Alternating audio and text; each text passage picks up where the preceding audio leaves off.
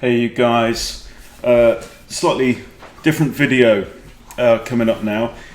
First thing we're going to do is I'm going to show you a game, and then we will look at some of the ins and outs and implications, okay?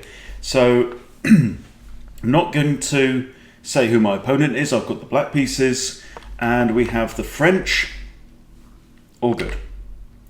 Knight to c3, which is normal, and then winnower variation. So I'm coming out pinning the knight against the king. Knight now can't move. Blocks the pin. c5. Okay, all very normal. E takes d5. I now take the knight. Because if I recapture here, the knight can actually take. Okay, oh no it can't because I've got queen takes. But I figure let's take the knight. He takes, I take there. I was expecting him to take back. Bishop now comes out with check, which I have to do something about, so I block with my bishop. And now he trades bishop, so I recapture with a knight. This pawn's got to be taken now, so queen takes d4. Alright. This pawn is actually a target. I'm actually down a pawn at this point, which is kind of unusual for me in the French. I don't normally find myself down in material because it's an opening I know. Alright, so now I push e5, and I think this was a good move because the queen is looking at the g7 pawn and the rook behind it, which are undefended. So I figure, well, what can I do? I've also got this pawn threatening to capture here, and the only way to recapture right now is with my f pawn. Then I'm going to get an isolated pawn, and it's all looking a bit tricky. But I find the move e5, so I solve both of my problems with one move, right? It blocks the queen's attack on here, and it saves this pawn from this advanced d pawn. So I push e5, queen now comes across, pinning the knight. I move my queen out now, so I'm now attacking the g2 pawn, same kind of idea as my opponent. I'm also defending this pawn again from the bishop because the knight isn't defending it because the knight is now pinned by the queen. Okay, so my opponent pushes g3. I now bring out my knight. I really want to castle at the earliest opportunity because my opponent's got this all this pressure going on. He now pushes h4. So my queen's kind of starting to run out of squares. I can't go here or here. The queen's covering that. I can't stay where I am. I can't go anywhere down this diagonal. Slightly running out of squares. So I slide across to f5, and he pushes again. But I figure that I do have escapes now. I'm okay. I can go here. I can go here. If he pushes forwards, I can always come back. So we're okay. And then my opponent castles. I play knight to b6, attacking the queen, and also adding a second attacker to this pawn. Right, so we've got two attackers on that pawn. Queen moves down, defending the pawn. Good spot by my opponent. Now I play rook to d8, adding a third attacker. So we have rook and two knights attacking now. So he hits my queen slides forward to f4 with check. So surely I'm going to get this pawn back. I'm going to win back the pawn that I lost in the opening. Bishop blocks. I slide across to c4, proposing a trade of queens. Now, if we trade queens, then I've still got two attackers on this pawn, and he actually has no defense because he's just blocked the rook's defense of the pawn. We trade queens. Okay, and now bishop to here, and I win the pawn back. So I'm proposing a trade of rooks. We trade rooks. Okay, so now we're in a slightly more comfortable situation. Bishop now drops all the way back to e1. Rook to c8. I'm just lining up with the king, right? Now, this is a really good tip. I mean, I say this quite a lot, that lining up a major piece, rook or a queen, against your opponent's king is generally a good idea. Not that there's any threat here right now, okay? But there are opportunities for threats. So for example, anytime this knight moves out of the way, I could put a knight on here, right? which can't be taken by the pawn because the pawn's pinned by the rook. Okay, so I could give check on here and fork king and bishop, for example. And we'll see how that pans out. Okay, so knight to e2. I now push b6. I figure there's only one bishop on the board. It's a dark squared bishop. If I can get like a5 in, let's take out a lot of squares from this bishop and really try and restrict this bishop's movements. Knight now comes in with tension against my knight. I don't really want to take because I don't want to... His bishop can just recapture. His pawn doesn't have to recapture. So I maneuver my knight round to f4. Bishop comes out and attacks the knight now. Now I push b5, and this is a trick. Okay, it looks like a mistake. It looks like I've just hung a pawn. But if that knight moves from there, he's no longer defending this square. Okay, so if knight takes pawn, I go here with a fork on the king and the bishop. The king can't move and defend the bishop, so the bishop will fall, and I'll be up a minor piece, a whole knight, and I'll go on to win the game. My opponent spots this. Okay, now this pawn is defended by my knight, but the rook is now also protecting this square. So I carry on with my pawn, push b4. Knight now comes back to e2. We trade knights, and I simply push f6. So I'm creating a bit of a dark squared pawn chain and removing as many squares as I can from this dark squared bishop, and I probably plan to play a5 at some point. So we're in an interesting ending where we've got a single bishop against a knight. So it's in my interest to try and close down the board, keep the pawns on the board, restrict the bishop. f4 is a good move. He's trying to open up the board. Takes, and now king to f7. Okay, this is a very typical move. You have to remember, the rook is on the e file, right? Now previously, my king was here, and that's kind of vulnerable, right? We might have ideas of the rook coming down here, attacking this pawn, maybe this pawn, we'll see. So king to f7 protects all three of these squares, so the rook now cannot slide down and cause trouble. So rook comes after the knight, knight's defended by the rook, so I just push a5. b3 is pushed, and now I put my knight onto a3 with two attackers on this pawn. Rook comes back. I now swing my knight around, probably going to come in here. Rook comes across now to e2 to d2, which is an interesting move. So maybe he's thinking about this, coming after my king. But I figure I'm okay. I can move to any of these kind of light squares, stay out of the bishop's reach.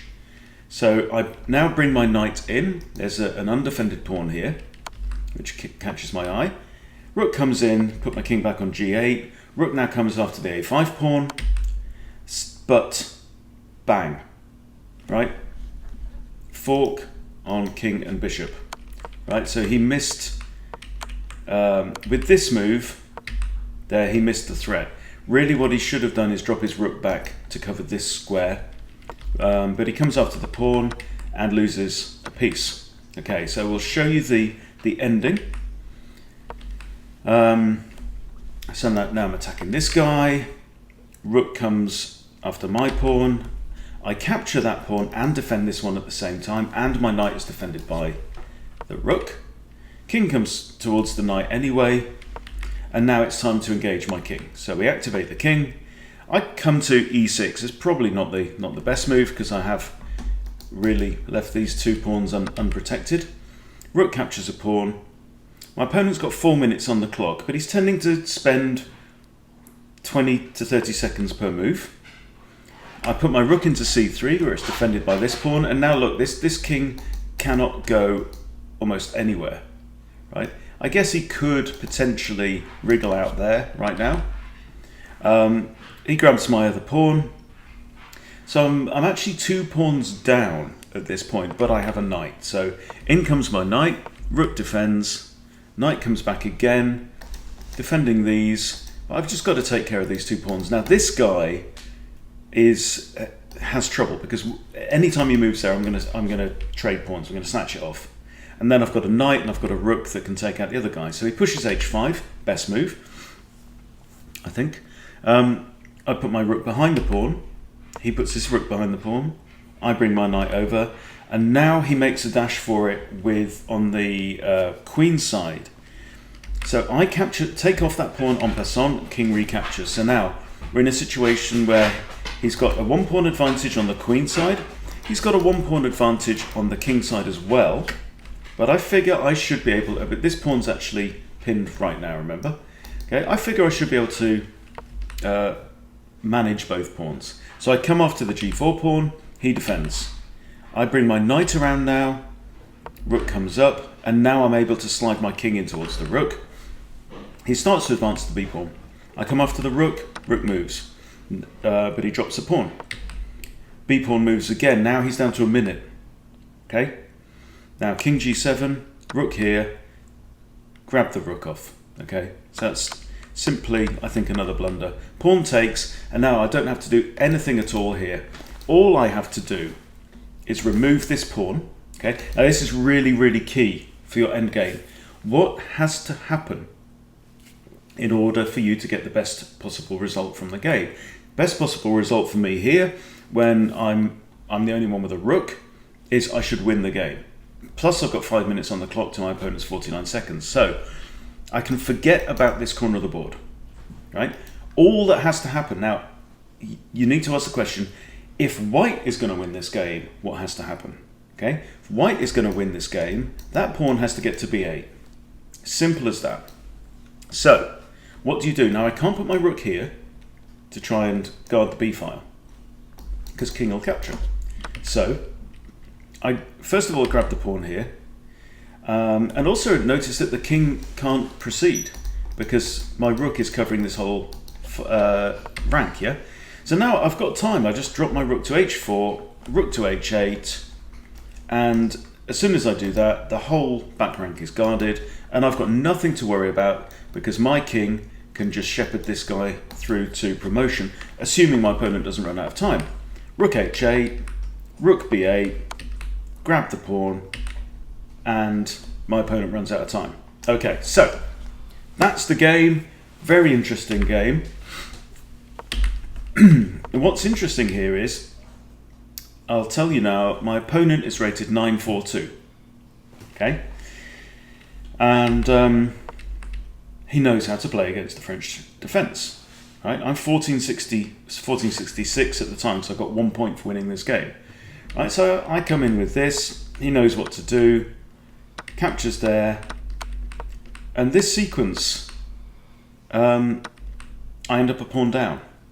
Right? Pawn down by move 9, which is unusual for me, and it's something I need to review this, revise it, update my notes, and check what to play, because it appeared that my opponent knew what to play. Okay, now at this point I'm starting to feel, so this is move 9, I'm starting to feel like this guy's playing too well. Right? Now I try and avoid those thoughts as much as possible, but sometimes it's shouting loud at you. So I actually put into the chat, well, the first thing I did was, when it was his move, I went and checked his recent games, which is something I'll do every now and again if I've got time. You know, it's a 20-minute game, I've got time. He's used less than 2 minutes and he's already got an advantage. So I look at his profile. There's no point hiding his username because anyone can go to my history and find the game. So this is him, Vishnal Naral. Okay, so that's our game. And he played with 66 accuracy, right? That's not bad. But look at his 2 previous games, right? And they're all against people around the same level. He's got 91.4. And before that, okay, this game was only 9 moves, but 97.6, right? And then he's lost 4 in a row. But check this one out, right? 96 accuracy over a 20-move game, and he lost.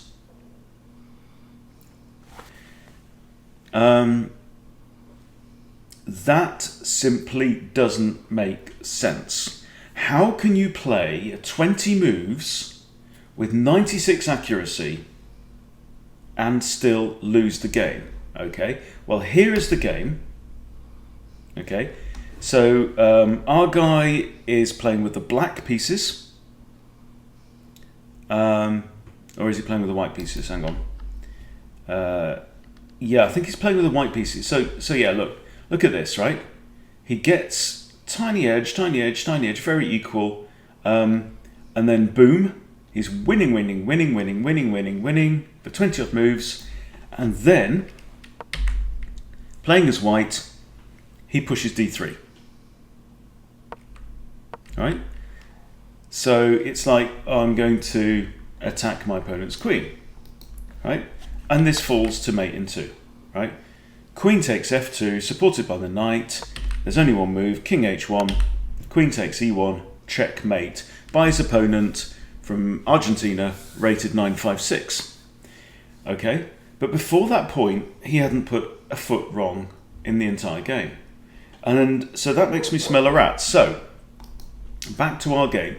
So around this point in the game, I've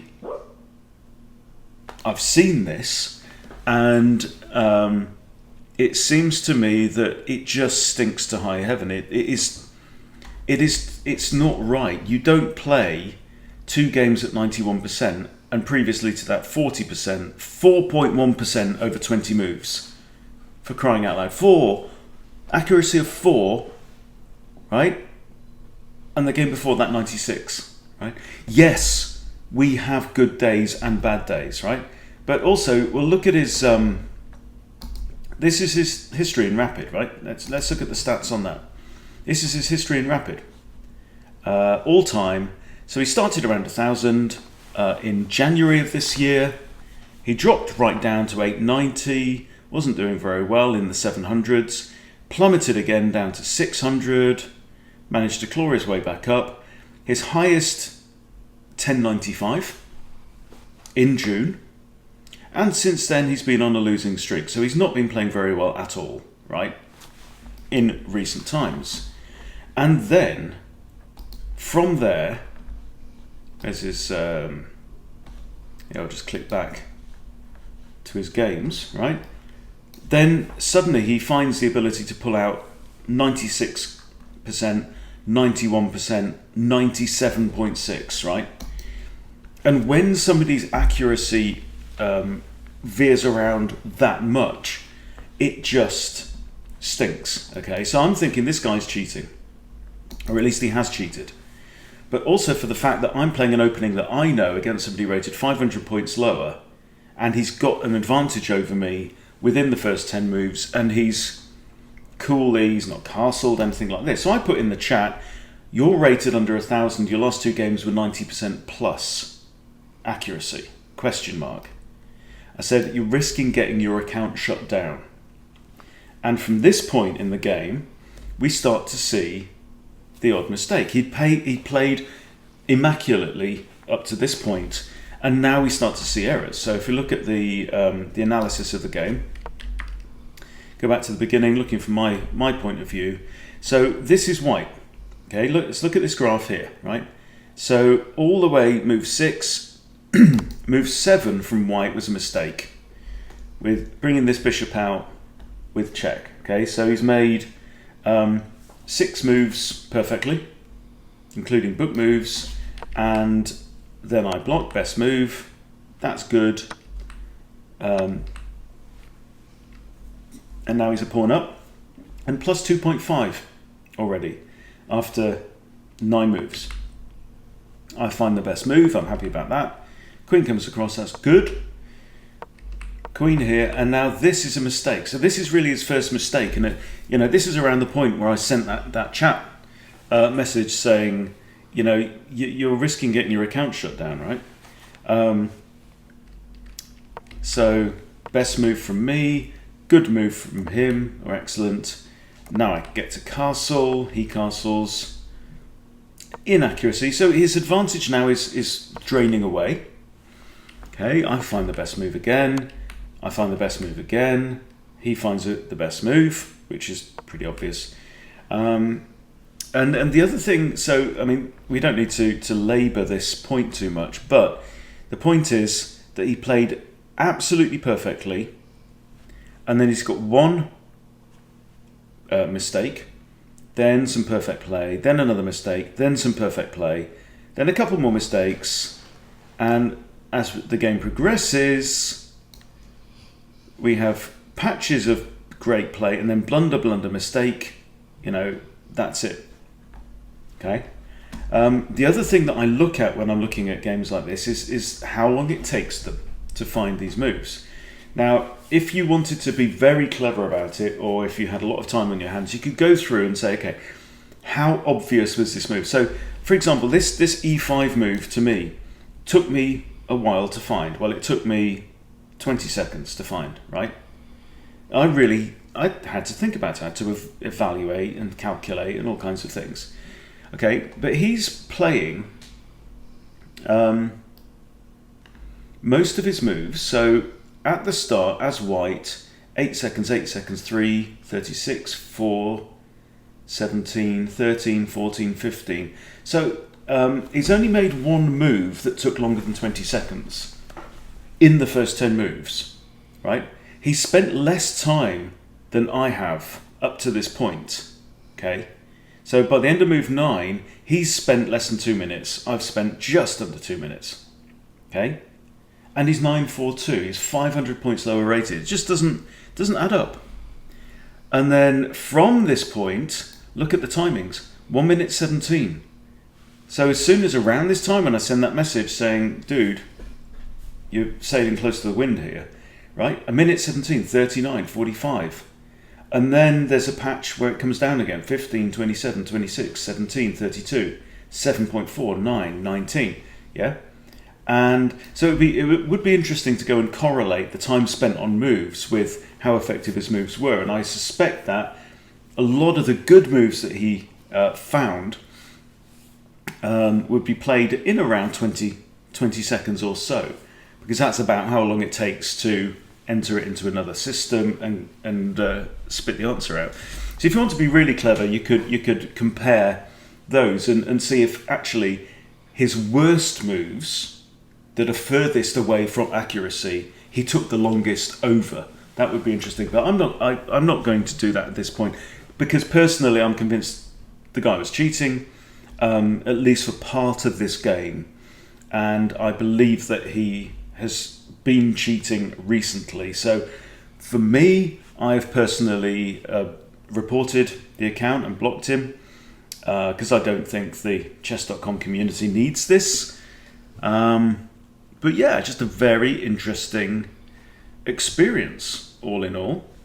But when you look at these results, that just either the guy's got some kind of split personality syndrome where half of him's an IM and half of him, that, or he's got a terrible drug habit, or who the hell knows, right? But at this point in the thing, I just thought to myself, okay, I'm just to quote from, is it Marcellus Wallace in Pulp Fiction? I'm gonna get medieval on your ass, right? I thought I need to do something about this guy. Now, one of the things that you can do when you suspect that somebody is cheating, okay, and when they are doing it, so look at this section, like 33, 28, 32, 18. He's taking this very kind of metronomic amount of time over each move. The clock then becomes your friend, because all you need to do then is to create situations. I mean, right, just another one is another real telltale sign is when you give your opponent's playing suspiciously well, and you put them in a position where there is only one move, right? It's like a forced move. You're in check, there's only one escape square, right? If they take 20 seconds again for a move like that, they're a bad one, okay? Anyway, what was I saying? Yeah, so you can use the clock against players like this. If they are starting to depend on the clock from time to time, and they might throw in the odd move that they've come up with originally themselves, But if they're depending on the clock, then you can use the clock. Now, this is not an increment game. Tip: if you want to cheat, put an increment on your games. Play 15 plus 10 or something like that, right? Because it gives you a little bit more time. But if you've got an absolute time limit, I mean, I'm kind of astonished, you know. Playing 25 seconds, 14 seconds, 14, 5, 6, 5. He's playing very rapidly and very accurately as well. So all in all, stinks to high heaven to me. I've reported him for cheating because that is my personal belief. There may be some other factor, I don't know, but I thought I would share it with you because the videos where we look into who might be cheating, who might not be cheating, tend to be interesting for you guys. I think you tend to enjoy them. So that's that one from today. I know I've already pumped out like 3 videos today, but I just thought this was too interesting not to share. But it is a good learning point for me anyway, that I need to go back and look at this particular opening line in the French and figure out where I went wrong and update my theory notes and try and do better next time. So thank you, Vishal Naral, for giving me the opportunity to improve my French defense. But I hope your account gets shut down on chess.com, and that's it. So, you know, in the end, I was able to get medieval on his ass. Used the time. He played pretty well. He found a bunch of good moves, and there were a couple of howlers along the way. So in particular, so we trade off rooks. So this is interesting. So he spots this one. This is not easy, you know. When I push b5, which is a poisoned pawn because of this, fork on king and bishop. I mean, how many 9-4-2s will see that? And he saw it, and he played his next move in 20.5. Okay, rook there. Okay, kick the knight away. Attacking this, he defends the pawn. Right, and now I attack this other pawn. He comes after my king. He comes after the pawn, and he misses another fork. Right. So how did he spot that fork? Right, in 20.5 seconds, and this one. Okay, this move he took 30.6 seconds. Okay, this move. Okay, so I move my king out of the way, out of check. 30.6 seconds, and he misses. It's like the same threat. It's the exact same thing. I'm threatening to fork his king and his bishop with my knight. There's nothing special going on there, right? But he misses that threat, and it's just not right, you know. So even within the span of the same game, he's got some really great play and some really, well, I mean, not poor play, but playing like a 900. Okay, missing some tactics, but he'd seen the same tactic earlier on. So look, you know, I don't like making videos like this, but you know, like I've said before, we do have a duty to maintain the level of integrity within the chess community as much as we can, because it's so easy to cheat with an engine now. But we don't want it. You know, we're here for the sport. Sport, you don't cheat in sport. You shouldn't cheat. Okay, and that's really all I have to say about that. But glad to be able to punish him in the end. And God, it made me work hard for 1 rating point. I think I should have got about 10 for that effort, but there you go. Okay, so that's it for today. Thanks for watching, and I'll see you later.